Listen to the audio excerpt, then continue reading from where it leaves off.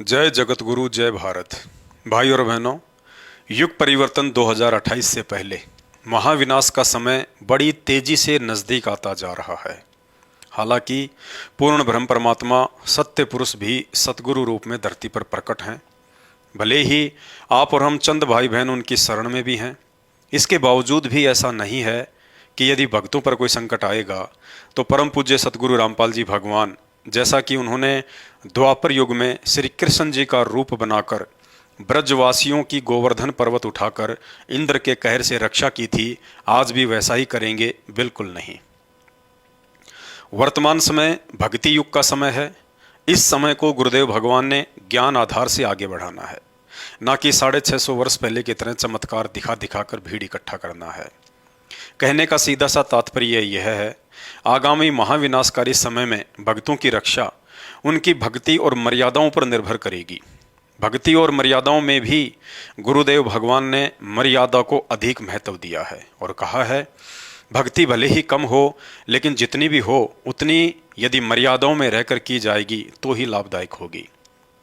हम भक्तों को ये भी पता होना चाहिए कि 21 ब्रह्मांड में सिर्फ 2 ही शक्तियां हैं जिनके मध्य हर क्षण हर पल आत्माओं को लेकर परस्पर सूक्ष्म रूप में संघर्ष चलता ही रहता है। एक है काल निरंजन और दूसरी शक्ति है गुरुदेव भगवान अर्थात कबीर परमात्मा। गुरुदेव ने बताया कि 21 ब्रह्मांड एक फुटबॉल का मैदान है, 2 खिलाड़ी हैं, काल और दयाल। बाकी जितने भी आत्माएं हैं फुटबॉल की भांति हैं। यदि मर्यादा तोड़कर काल के पैर तले आ गए तो 84 लाख योनियों में डालकर फाउल कर डालेगा, और मर्यादाओं में रहकर दयाल के पैर तले रहे तो एक ही झटके में गोल करके सतलोक पहुंचा देगा।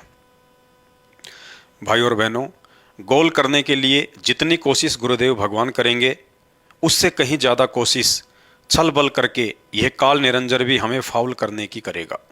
फाउल करने का तरीका है मर्यादा तोड़वाना। दोनों ही शक्तियों का आपस में एक एग्रीमेंट है जिसके तहत काल ने कहा था कि हे परमात्मा, आप समर्थ हैं, आप तो एक ही पल में समस्त आत्माओं को सतलोक लेकर जा सकते हो, परंतु ये आत्माएं मेरा भोजन है और आप ही ने मुझे श्राप देकर इन आत्माओं को मेरे हवाले किया है। यदि सभी आत्माएं सतलोक चली गई तो मेरे भोजन का क्या होगा? इसलिए आप इन आत्माओं को अपना ज्ञान देकर और अपना बनाकर ही सतलोक लेकर जाना। जैसे इन आत्माओं को सतलोक से मैं अपने ऊपर आसक्त करके अर्थात अपना बनाकर अपने साथ लेकर आया था। इसलिए आप जबरदस्ती ना करना।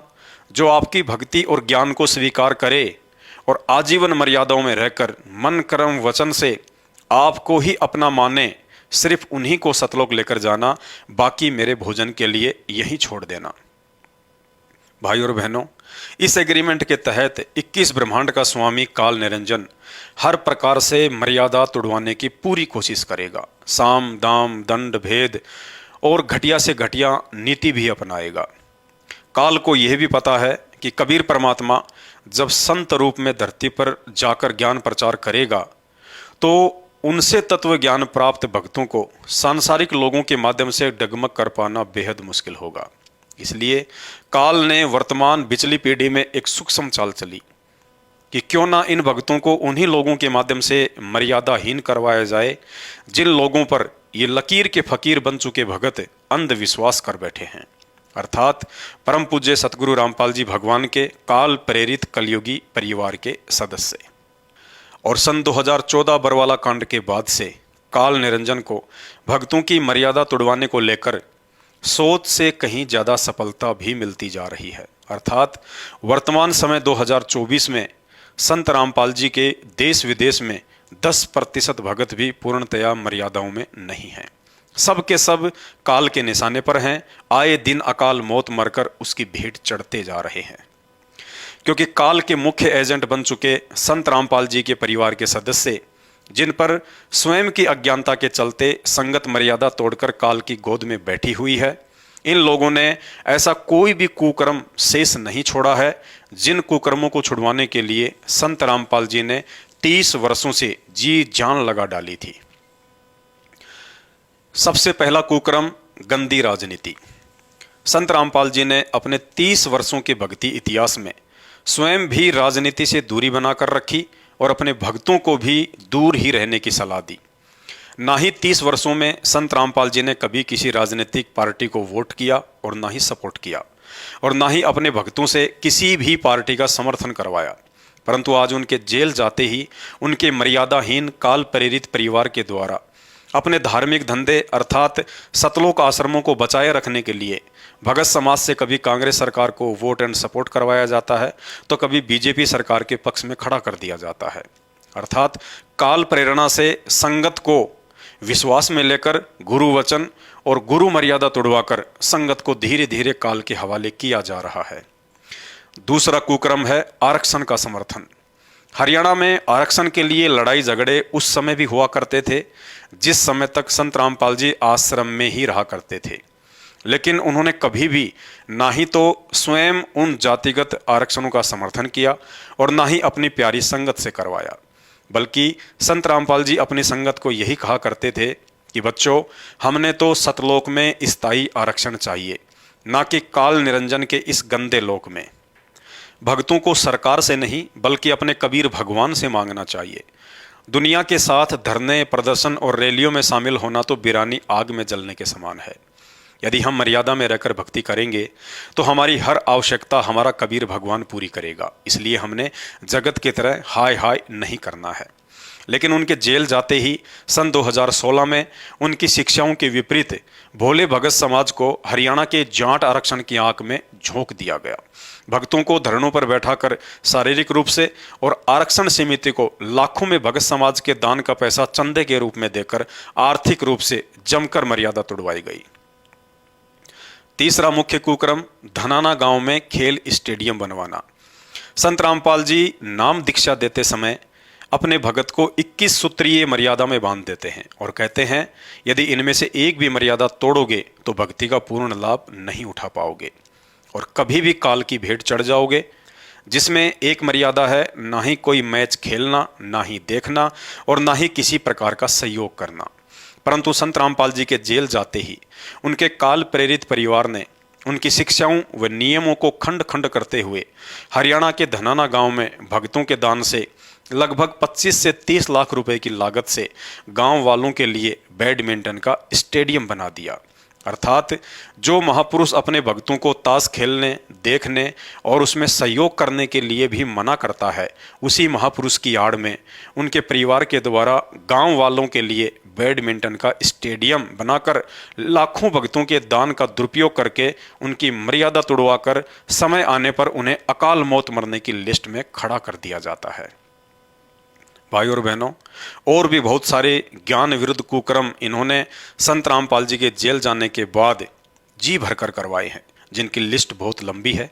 कहने का तात्पर्य यही है, अब आगामी विनाशकारी समय में संत रामपाल जी की वो समस्त अनुयायी जो अंधे होकर उनके काल प्रेरित परिवार के पीछे भेड़ चाल में मगन हैं, जिनकी बुद्धि विवेक हारा जा चुका है, ज्ञान आधार से सही गलत का निर्णय करने की जिनके अंदर क्षमता समाप्त हो चुकी है, उनसे चाहे श्री राम की पूजा करवा लो या श्री रामपाल की, क्योंकि ये लोग सिर्फ संत रामपाल जी के परिवार के आदेशों के गुलाम मात्र हैं।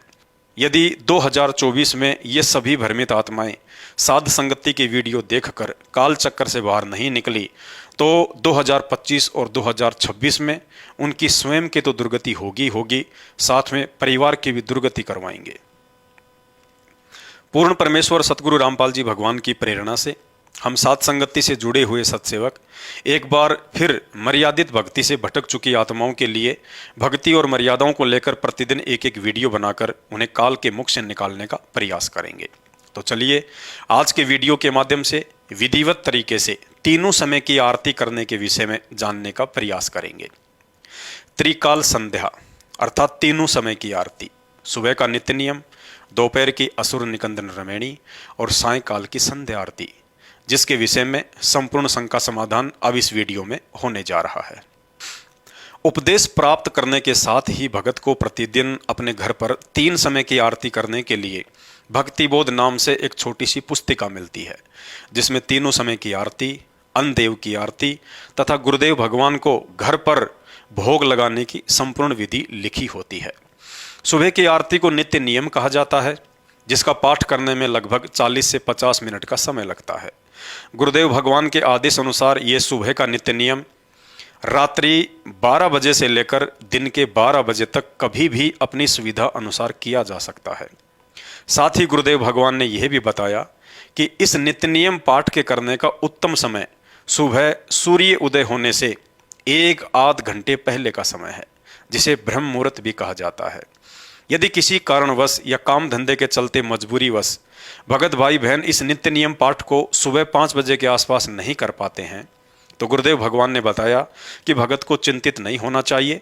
दिन के 12 बजे तक भी यदि आप इस पाठ को विधिवत कर लेते हैं तो भी भगत को इस पाठ का समान रूप से ही लाभ मिलता है।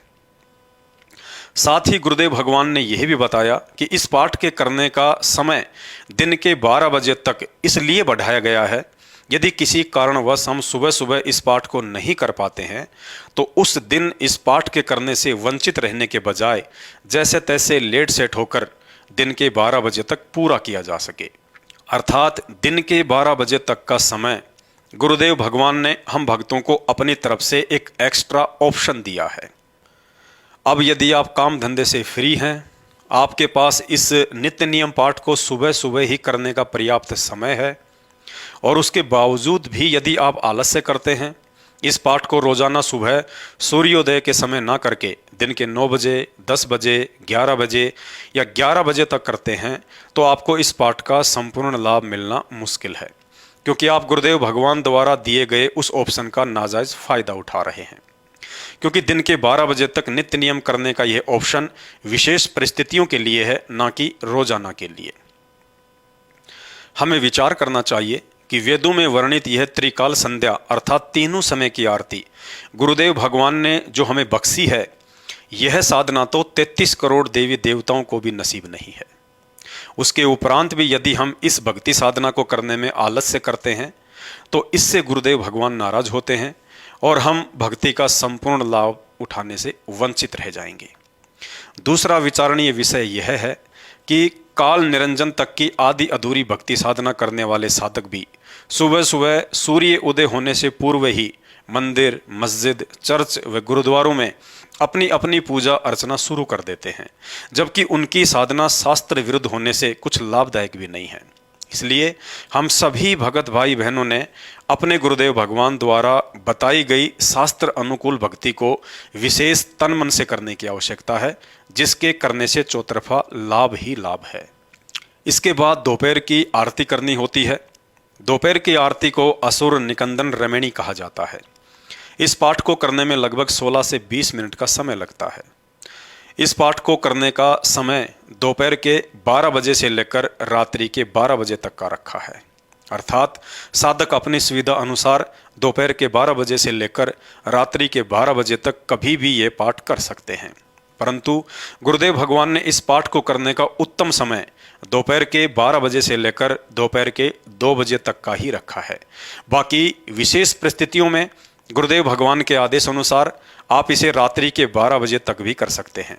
समझदार को संकेत ही काफ़ी है, क्योंकि रात्रि के 12 बजे तक का समय गुरुदेव भगवान की तरफ से एक ऑप्शन है, जिस ऑप्शन का लाभ केवल उन्हीं भगत भाई बहनों को उठाना है जो भाई बहन इस असुर निकंदन रमणी के पाठ को किसी कारणवश या काम धंधे की मजबूरीवश दोपहर में 12 बजे से लेकर 2 बजे के बीच में नहीं कर सकते हैं। यदि आपके पास पर्याप्त समय है तो ये पाठ दिन के 12 बजे से 2 बजे के बीच में ही संपूर्ण कर लेना लाभदायक है। यदि आप गुरुदेव भगवान द्वारा बख्शीश रात्रि के 12 बजे तक वाले ऑप्शन का नाजायज फायदा उठाते हैं तो कहीं न कहीं आप भक्ति में गफलत कर रहे हैं, जिसका फायदा मर्यादा तोड़वाकर काल कभी भी उठा सकता है। इसके बाद सायंकाल की आरती करनी होती है, जिसे संध्या आरती भी कहा जाता है। इस पाठ को करने में लगभग 35 से 40 मिनट का समय लगता है। इस पाठ को सूर्यास्त अर्थात सूरज छिपने से लेकर रात्रि के 12 बजे तक अपनी सुविधा अनुसार कभी भी कर सकते हैं। परंतु गुरुदेव भगवान ने सायंकाल की आरती के करने का उत्तम समय सूर्यास्त को ही बताया है।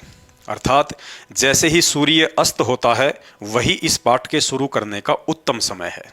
संध्या आरती को रात्रि के 12 बजे तक करने का समय गुरुदेव भगवान के द्वारा दिया गया एक ऑप्शन है, जिसका नाजायज फायदा उठाना चाहिए या नहीं आप भाई बहनों को ऊपर वीडियो में बता दिया गया है। गुरुदेव भगवान ने बताया कि तीनों समय की आरतियों को संध्या आरती ही कहा जाता है। संध्या आरती का मतलब होता है दो समय के मिलन के वक्त की जाने वाली आरती। जैसे यदि हम सुबह के नित्य नियम का पाठ सूर्य उदय होने से एक आध घंटा पहले ही शुरू कर देते हैं तो वह समय नित्य नियम का उत्तम समय है, क्योंकि उस वक्त रात्रि का समय समाप्त और सुबह का समय शुरू होता है, अर्थात दो समय का मिलन हो रहा है, जिसे संध्या काल कहा जाता है। इसलिए सुबह के नित्य नियम को भी संध्या आरती ही कहा जाता है। ठीक इसी प्रकार यदि हम दोपहर की आरती असुर निकंदन रमैणी का पाठ दोपहर के 12 बजे से लेकर 2 बजे के बीच में कर लेते हैं तो वह समय असुर निकंदन रमैणी का उत्तम समय है, क्योंकि उस समय सुबह का समय समाप्त और दोपहर का समय शुरू हो जाता है, अर्थात दो समय का मिलन हो रहा है, जिसे संध्या काल कहा जाता है। इसलिए दोपहर की आरती को भी संध्या आरती ही कहा जाता है।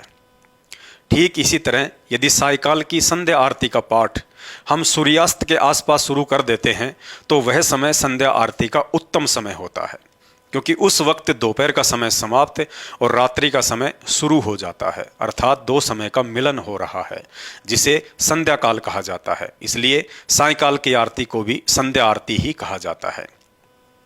अब आपके मन में एक छोटी सी शंका उत्पन्न हो सकती है कि यदि कभी कभार किसी मजबूरीवश या कारणवश तीनों समय की आरती या सुबह की आरती या दोपहर की आरती या शाम की आरती, इनमें से कोई एक आरती यदि भगत भाई बहन नहीं कर पाते हैं तो दोष लगेगा या नहीं। भाई और बहनों, गुरुदेव भगवान ने कबीर सागर के सरलार्थ पेज नंबर 593 पर लिखा है कि वैसे तो उपदेशी भगत ने तीनों समय की आरती अपने गुरुदेव भगवान का आदेश समझकर विशेष कसक के साथ नियमित रूप से करते रहना चाहिए।